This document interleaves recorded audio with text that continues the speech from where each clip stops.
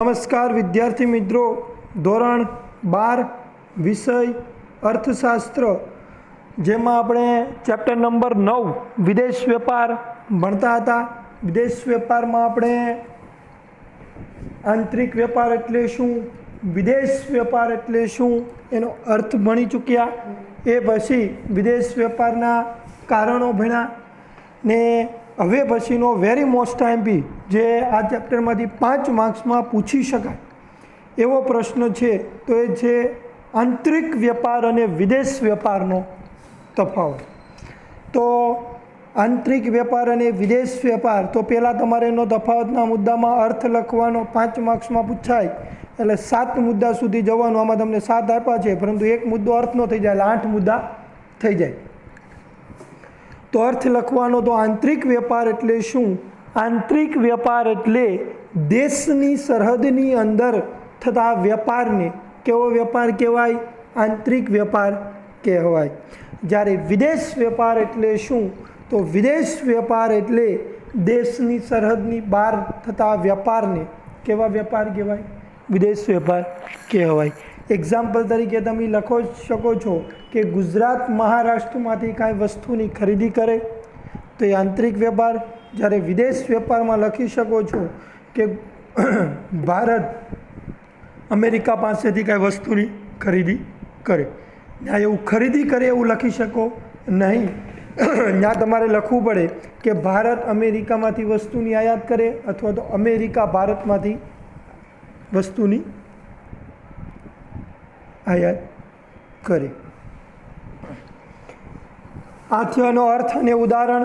એ પછીની વાત આવે છે આંતરિક વેપારનું કદ. મિત્રો હાઇલાઇટ કરતો જાઓ એટલે તમને વધારે આઈડિયા આવે, કારણ કે આંતરિક વેપારનું કદ.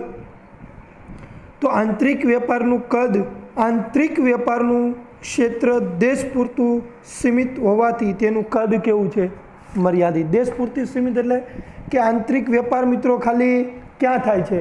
તો દેશની સરહદની અંદર જ થાય છે. આંતરિક વેપાર ભારત, તો ભારતના હરેક રાજ્યમાં આંતરિક વેપાર થાય એટલે એનું સીમિત દેશ પૂરતી જ હોય છે. જ્યારે વિદેશ વેપારનું, કે વિદેશ વેપારમાં વસ્તુઓ સેવાની કેવી વિશ્વવ્યાપી બજાર મળતું હોવાથી તેનું કદ આંતરિક વેપાર કરતાં અનેક ગણું કેવું હોય છે? મોટું. અનેક ગણું મોટું એટલે મિત્રો હરેક દેશનું એમાં શું થાય છે? સમાવેશ થાય છે. હરેક દેશ એમાં જોડાય છે. દેશના વ્યવહારની વાત કરવામાં આવે એટલે આંતરિક વેપાર કરતાં એનું કદ અનેક ગણું મોટું હોય છે.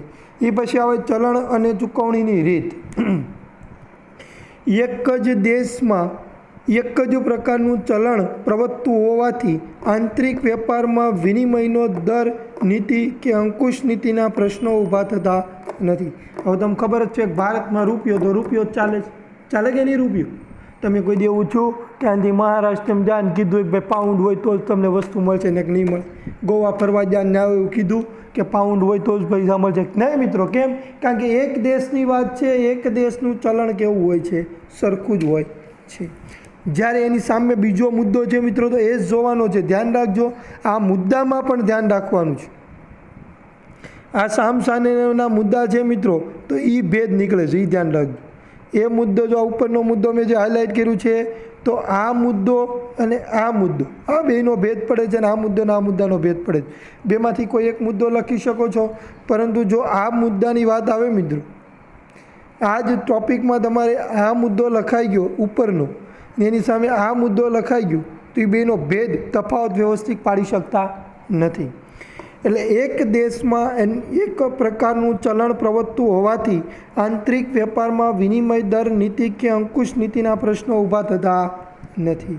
જ્યારે વિદેશ વેપારમાં જુદા જુદા દેશોમાં અલગ અલગ ચલણ હોવાથી જુદા જુદા દેશો વિનિમયનો દર માટે જુદી જુદી નીતિ અપનાવે છે. તેની અસરો વિદેશ વેપાર પર પડે છે.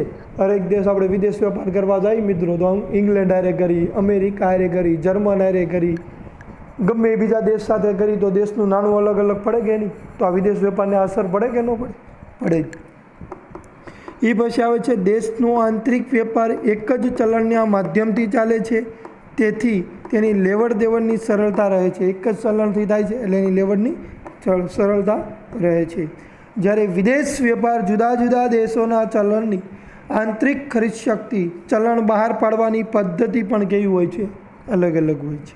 વળી આંતરરાષ્ટ્રીય લેવડ દેવડમાં એક ચલણનું બીજા ચલણમાં રૂપાંતર કરવું પડે છે. આપણે જ કંઈ અમેરિકામાં કરવું હોય તો ડોલરમાં ચૂકવવા પડે કે નહીં, તો રૂપિયાને પહેલાં ડોલરમાં ફેરવવા પડે.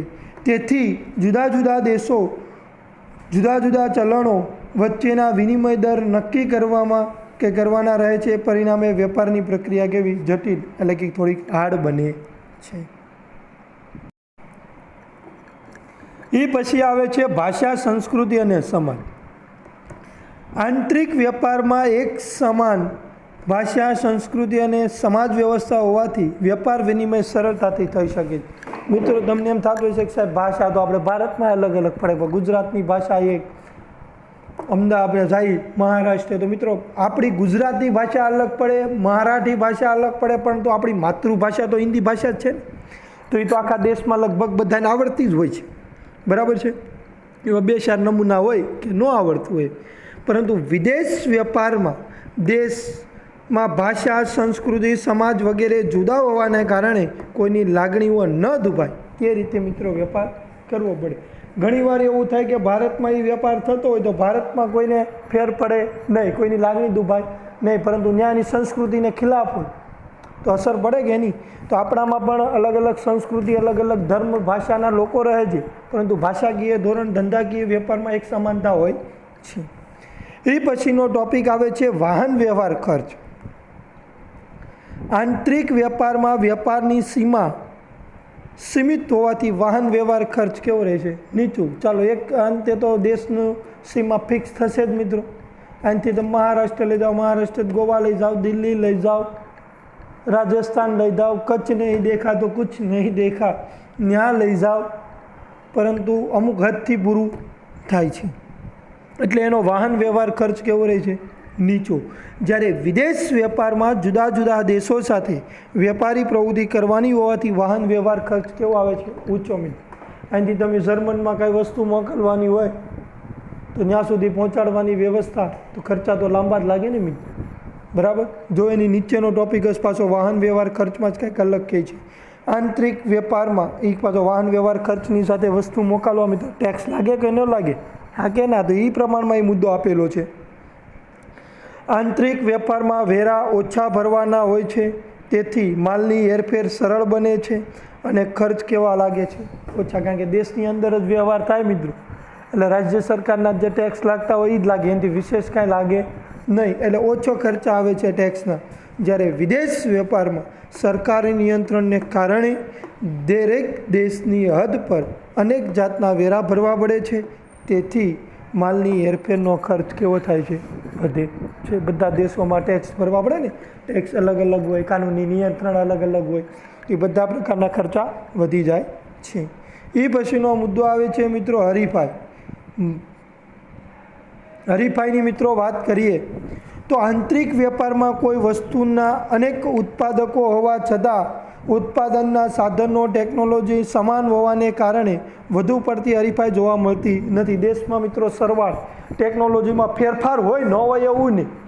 ગુજરાત, મહારાષ્ટ્ર લઈ લો, રાજસ્થાન લઈ લો, પંજાબ લઈ લો, આ બધા રાજ્ય તમે અલગ અલગ ગણો મિત્રો, તો એમાં અલગ અલગ રાજ્યોમાં ટેકનોલોજી ઉત્પાદનમાં ફેરફાર હોય, પરંતુ એટલો બધો ફેરફાર પડતો નથી. એટલે કે આંતરિક વેપારમાં કોઈ વસ્તુના અનેક ઉત્પાદકો હોવા છતાં ઉત્પાદનના સાધનો, ટેકનોલોજી સમાન હોવાને કારણે વધુ પડતી હરીફાઈ જોવા મળતી નથી. બરાબર છે, હરીફાઈ જોવા મળતી નથી કારણ કે ફેરફાર એટલો બધો હોતો નથી. પરંતુ જ્યારે વિદેશ વેપારમાં દરેક ઉત્પાદક વર્ગીકરણ અને વિભિન્નતાના ધોરણે હરીફાઈ કરે છે. વળી કોઈ દેશમાં એક પ્રકારની વસ્તુ વેચાવા કે વેચવા માટે જે તે દેશના ઉત્પાદકો તથા અન્ય દેશના ઉત્પાદકો વસ્તુનું બજાર મેળવવામાં શું કરે છે? હરીફાઈ કરે છે. ઇન્ટરનેશનલ માર્કેટ, એક દેશનું વેચાણ થોડું થાય, બધા દેશો વેચાણ કરવા આવે કે નહીં, તો ફેરફાર થાય કે ન થાય? થાય. એ પછી આવે છે ગ્રાહકનો સંતોષ મિત્રો. આંતરિક વેપારમાં સમાજ, શિક્ષણ, સમાજ સજાગતા, મૂલ્ય, પસંદગીઓ, સહનશીલતા વગેરેના ધોરણો લગભગ ફેરફાર પડે પણ 19-20 થાય. ઝાઝો ફેરફાર પડે નહીં, એટલે લગભગ સમાન હોવાને કારણે વેચાણને કે વેચનારને ગ્રાહકના સંતોષનો અંદાજ કેવો આવી જાય છે? સહેલાઈથી આવી જાય છે. જ્યારે વિદેશ વ્યાપારમાં આવી બાબતોમાં મોટો શું સર્જાય છે? તફાવત જોવા મળે છે. આપણી સંસ્કૃતિને એની સંસ્કૃતિ પહેલાં તો અલગ પડે, તેથી ગ્રાહકના વર્તનની આગાહી આપણે સહેલાઈથી કરી શકતા નથી. એની રીત રસમો, ભાષા, એનો પહેરવેશ, એની રહેણી-કહેણી બધું કેવું હોય મિત્રો? અલગ હોય, એટલે તમે એનો અંદાજ મૂકી શકો નહીં. અને ભારતમાં આપણને ખબર જ હોય કયા ફેસ્ટિવલમાં લોકોને શું જોઈ, એટલે આપણે એ પ્રમાણે ગ્રાહકને વસ્તુની પહેલાંથી આપણને કાળજી હોય જ છે કેવા પ્રકારની વસ્તુ અત્યારે માર્કેટમાં હાલ છે, એટલે એ પ્રમાણનું જ ઉત્પાદન કરે છે. પછી આવે છે એનો છેલ્લો મુદ્દો, વહીવટી અને કાયદાકીય વ્યવસ્થા. આંતરિક વેપારમાં ખરીદનાર અને વેચનારને એક જ બંધારણ અને સમાન કાયદાઓ લાગુ પડે છે, તેથી તેઓ સહેલાઈથી વેપાર કરી શકે છે. બધે મિત્રો કાનૂની નિયંત્રણ તો ભારત છે, ભારત દેશ છે, તો ભારત દેશમાં બધે કાનૂની નિયંત્રણ જો કેવું હોય છે? સરખું જ હોય છે. સ્પેશિયલ ઇકોનોમિક્સ ઝોન હોય, વિશિષ્ટ આર્થિક વિસ્તાર, તો ત્યાં થોડોક ફેરફાર હોય, પણ વિશેષ ફેરફાર હોય નહીં.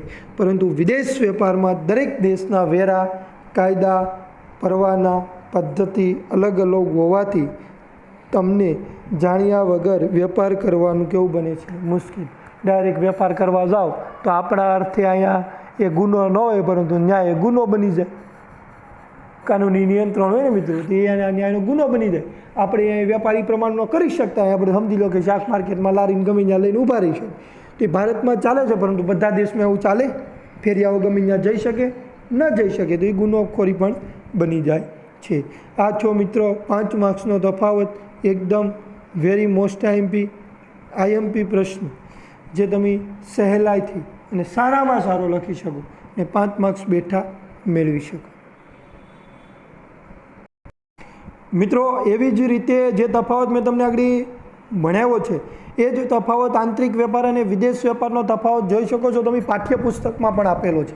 તો પાઠ્યપુસ્તકમાં પણ એ રીતના જ આપેલો છે. જો તમે એના મુદ્દા જોઈ શકો છો, કદ આધારે તફાવત, વિવિધ ચલણો અને ચૂકવણીની પદ્ધતિઓ, ભાષા, સંસ્કૃતિ અને સમાજ અંગેના તફાવત, વાહન વ્યવહાર ખર્ચનો તફાવત, હરીફાઈના પ્રમાણનો તફાવત, ગ્રાહકને સંતોષવા અંગેનો તફાવત અને વહીવટ અને કાયદાકીય વ્યવસ્થામાં તફાવત.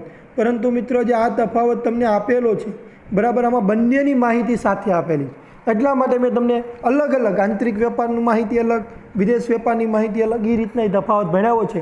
ને આપણે લખવાનો પણ એ રીતના જ તફાવત છે. માહિતી બંનેમાં સમાન જ આપેલી છે.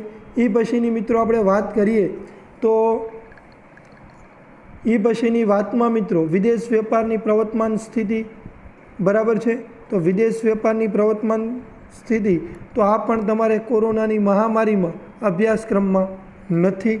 એ પછી આવે છે વિદેશ વેપારમાં ભારતનો હિસ્સો. તો વિદેશ વેપારમાં મિત્રો ભારતનો હિસ્સો, તો આ પણ ટોપિક કોરોનાની મહામારીમાં જે 30% આપણો અભ્યાસક્રમ નીકળ્યો છે અને એમાં નીકળી ચૂક્યો છે. એ પછીનો ટોપિક આવે છે મિત્રો વિદેશ વેપારનું. એ પછીનો ટોપિક આવે છે મિત્રો ભારતમાં વિદેશ વેપારનું સ્વરૂપ, કદ અને દિશા. તો આખો ટોપિક છે સિલેક્ટ કરેલો, એટલે 3 ટોપિકની માહિતી અલગ ભણવાની આવે છે, પરંતુ છતાં પણ એ આખો ટોપિક તો વિદેશ વેપારનું કદ, એ પછી આવે છે વિદેશ વેપારની કદ, પછી વિદેશ વેપારનું સ્વરૂપ, વિદેશ વેપારની દિશા, એ બધું જ અભ્યાસક્રમમાં નીકળી ચૂક્યું છે. એ પછી આપણે આગળ માહિતી ભણશું તો એના ખાતાઓની શરૂઆત કરશું, જે આપણે આવતા લેક્ચરમાં જોઈશું. અહીંયા સુધી તફાવત વ્યવસ્થિત રીડિંગ કરવાનો છે. 5 માર્ક્સનો આઈએમપી પ્રશ્ન છે. અસ્તુર. જય હિન્દ, જય ભારત.